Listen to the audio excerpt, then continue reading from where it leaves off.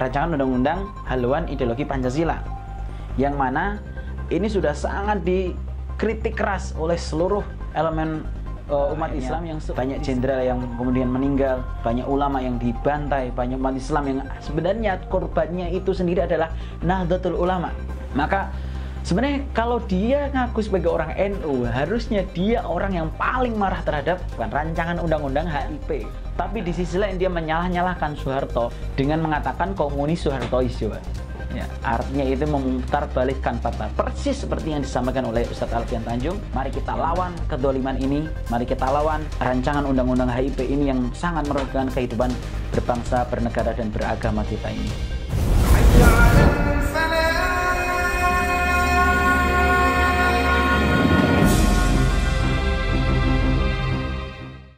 Teman-teman, orang ini ngaku NU, ngaku Nahdlatul Ulama, tapi cara bicaranya nggak seperti orang Nahdlatul Ulama. Dia justru menonjolkan kekejawenannya gitu. Dan dia justru banyak memprotes dia banyak seakan-akan memang sangat mendukung apa yang dilakukan pemerintah yang hari ini sangat dolim terhadap kaum muslimin. Contoh ya, yang terbaru tentang RUU HIP ya, RUU rancangan undang-undang haluan ideologi Pancasila, yang mana ini sudah sangat dikritik keras oleh seluruh elemen umat Islam, yang bahkan nggak cuma umat Islam, orang-orang yang paham tentang sejarah komunis, ya, orang-orang yang paham tentang bahayanya komunisme, yaitu diwakili oleh dulu PKI, ya, Partai Komunis Indonesia, tentang pembantainya peristiwa 48, peristiwa 65, Gestapo dan lain sebagainya, ya. Akhirnya banyak jenderal yang kemudian meninggal, banyak ulama yang dibantai, banyak umat Islam yang sebenarnya korbannya itu sendiri adalah Nahdlatul Ulama.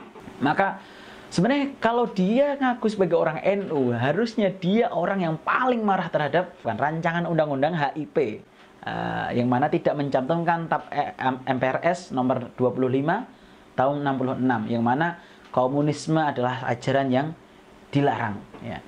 Ini sudah sangat bertentangan dengan Pancasila itu sendiri, karena ketuhanan yang Maha Esa itu adalah landasan negara kita ini.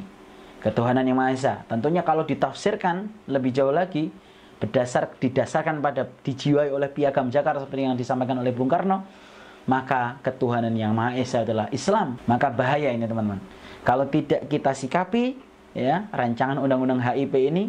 Dan alhamdulillah MUI telah membuat suatu maklumat, suatu himbauan kepada seluruh MUI di wilayah-wilayah yang ada untuk menolak dari rancangan undang-undang HIP ini yang sangat merugikan kehidupan bernegara, terutama khususnya untuk umat Islam dan umat-umat yang beragama. Karena ketuhanan yang Maha Esa akan ditundukkan oleh keadilan sosial, asas sosialisme, ya. Maka ini bahaya. Karena agama kita bukan agama yang condong ke kiri, sosialis komunis, dan juga tidak condong ke kanan, ya, kapitalis sekuleris, tidak. Tetapi kita di tengah-tengah, ya. Kita demokrasi yang didasarkan atas sistem agama, ya. Bukan demokrasi sekuler, bukan demokrasi mempertuhankan rakyat, bukan. Demokratis. Islam mengajarkan demokratis. Di sana ada asas musyawarah, syura. Islam itu adalah agama yang toleransi sangat tinggi. Lakum dinukum waliyadin, ya. Kemudian disampaikan di dalam ayat Asyura itu ayatnya saja, suratnya saja sudah menjaminkan bahwa Islam ini adalah agama yang berdasarkan musyawarah. Coba kalau kita lihat di Pancasila itu, di dalam sila keempat, kerakyatan yang dipimpin oleh hikmah. Hikmat atau hikmah itu adalah istilah Islam, ya kan? Hikmah, kalau dikatakan hikmah, ya, itu adalah berlandaskan dengan Quran dan Sunnah. Hikmah itu adalah perkataan yang mengandung kebijaksanaan, ya, dengan perayaan yang dipimpin oleh hikmat, kebijaksanaan dalam permusyawaratan, musyawarah, syura, ya kan? Islam semua itu. Perwakilan, wakalah, wakil, ya. Ya Allah, kalau orang NU, ya, saudara-saudara di NU, insya Allah sudah sangat paham dengan arti kata Pancasila itu sendiri. Nggak mungkin dia rela bela-belain, mohon maaf, bela-belain pemerintah yang hari ini sudah sangat zalim kepada rakyatnya, tapi di sisi lain dia menyalah-nyalahkan Soeharto dengan mengatakan komunis Soehartois coba. Ya, artinya itu memutarbalikkan fakta. Persis seperti yang disampaikan oleh Ustadz Alfian Tanjung, yang mana hari ini oknum-oknum PKI ingin memutarbalikkan fakta. Karena apa? Sejarah atau history itu dari kata history. Sejarah punyanya, sejarah miliknya. Milik siapa? Milik pemimpin. Karena siapapun yang memimpin, dia berhak menuliskan ulang sejarah. Maka kalau Islam memimpin, maka sejarahnya akan diselaraskan oleh sejarah yang Islam torehkan. Kejayaan, kesuksesan, kemajuan, toleransi itu yang dijunjung tinggi, keadilan sosial bagi seluruh, bukan hanya rakyat Indonesia. Karena Islam menjunjung tinggi khilafah. Khilafah itu keadilan sosial bagi seluruh rakyat dunia, ya kan? Coba kita lihat, ketika khilafah memimpin, keadilan ditegakkan di Eropa, keadilan ditegakkan di Jazirah Arab, keadilan ditegakkan di Asia Tengah. Bahkan Indonesia ketika itu dengan spirit khilafah, ya, mau untuk berjuang membebaskan negeri ini dari penjajahan Belanda. Coba kita lihat, Jayakarta, ya, Jayakarta dikata Fathul Mubin, itu hasil ditorehkannya sejarah perang Jayakarta, perang di Batavia itu, spiritnya spirit jihad. Dibantu oleh tentara-tentara khalifah ketika itu yang diutus langsung dari Timur Tengah sana. Ya, bala bantuan pemerintah, kapal-kapal Islam datang untuk membantu pasukan kaum muslimin di Nusantara ini. Ya. Kerajaan Samudra Pasai, kerajaan Demak, kerajaan Mataram Islam, itu semuanya sejarah umat Islam, bukan sejarah kejawen. Mohon maaf ya, mohon maaf ini. Saya tidak memukul rata bahwa kejawen itu semuanya buruk. Kejawen budaya Jawa tentunya. Budaya saya orang Jawa. Tapi kalau bisa ya memang itu, kalau bisa kita mengharapkan, ayolah Pak Jokowi selaras gerakannya dengan umat Islam, tidak zalim, tidak mendukung RUU ini. Karena RUU ini akan sangat bertentangan dengan asas Pancasila itu sendiri, yaitu dalam tanda kutip secara tersirat melegalkan kembali kebangkitan komunisme di Indonesia. Waspada teman-teman. Ya, umat Islam, generasi muda, bangkitlah bahwasanya negeri ini selangkah lagi menjadi negeri komunis. Selangkah lagi negeri ini akan dikudeta oleh oknum-oknum kader-kader PKI yang minimal, ya, dia adalah kader PKI, mereka adalah kader-kader PKI minimal terpengaruhi oleh paham-paham komunisme sehingga mereka berjuang di DPR untuk mensahkan undang-undang ini. Bahaya sekali, ya.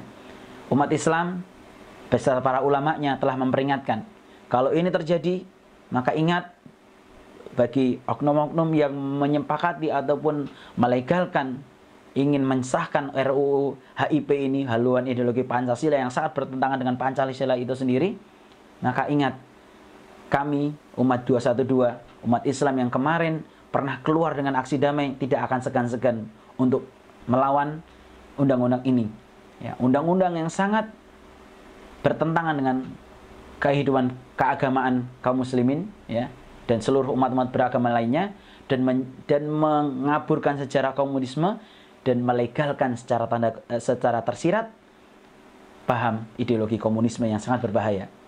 Ingat peristiwa 48, peristiwa 65, peristiwa Gestapo itu sudah sangat erat di ingatan para ulama kita, para masyayikh kita, para habaib kita, para tokoh-tokoh masyarakat yang anti komunisme, para jenderal-jenderal TNI yang masih hijau dalam tanda kutip.